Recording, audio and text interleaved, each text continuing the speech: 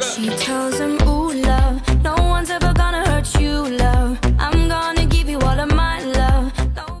Bonjour à tous et bienvenue dans une nouvelle vidéo, j'espère que vous allez bien. Aujourd'hui on se retrouve avec une vidéo qui fera partie d'une toute nouvelle série sur ma chaîne. Du coup je suis super heureuse de vous présenter cette nouvelle série qui s'appellera donc la Minute VJ. Le principe est simple, ce seront des vidéos assez courtes, entre 2 et 4 minutes à peu près, sur des thématiques nutritionnelles en rapport avec le végétarisme et le véganisme, mais ça peut aussi être des choses sur les cosmétiques, sur l'éthique animale, voilà, sur des thématiques qui me viendront à l'esprit comme ça un petit peu au fur et à mesure. N'hésitez pas à me dire en commentaire s'il y a des thématiques particulières que vous aimeriez que j'aborde, je me ferai un plaisir de faire des recherches dessus et de pouvoir vous proposer des choses sur ce sujet. On va démarrer tout de suite avec la première vidéo de cette série et aujourd'hui on va parler des protéines. Parce que c'est quand même la première question qui vient sur le tapis quand vous dites que vous êtes végétarien ou vegan. La première question c'est mais...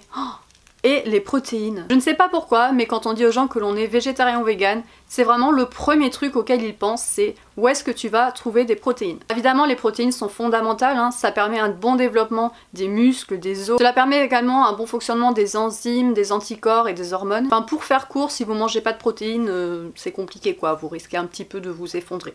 Voilà. Au niveau des apports nutritionnels conseillés pour un être humain, nous devrions consommer entre 11 et 15% de protéines, entre 30 et 35% de lipides et entre 50 et 55% de glucides. Concrètement, on peut dire que pour 1000 calories fournies à l'organisme, 110 à 150 calories devraient être fournies par les protéines. Il y a donc deux types de protéines, les protéines animales et les végétales. Nous aujourd'hui ce qui nous intéresse évidemment c'est les protéines végétales. Et on va voir qu'effectivement il n'y a aucun souci à se faire et que les végétariens et végétaliens peuvent tout à fait avoir un parfait apport en protéines. À ce sujet, l'Aprifel, qui est l'agence pour la recherche et l'information en fruits et légumes frais, a fait des recherches et des études sur une gamme de 42 fruits et légumes et il s'avère que pour 1000 calories on trouve 64 grammes de protéines. Alors évidemment c'est une moyenne, hein, cela varie en fonction du fruit et légumes qu'on va consommer, mais ce chiffre permet quand même de se rendre compte à quel point on trouve des protéines dans absolument tous les végétaux. Si on rapproche cette info du fait qu'il faut 1 gramme de protéines pour 1 kg de poids de corps, on se rend très vite compte qu'une carence en protéines est quasiment impossible, à moins de ne manger que de l'herbe et des cailloux. Pour vous citer quelques exemples très concrets, pour 100 g, les fèves contiennent 26,12 g de protéines, les lentilles 25,38 g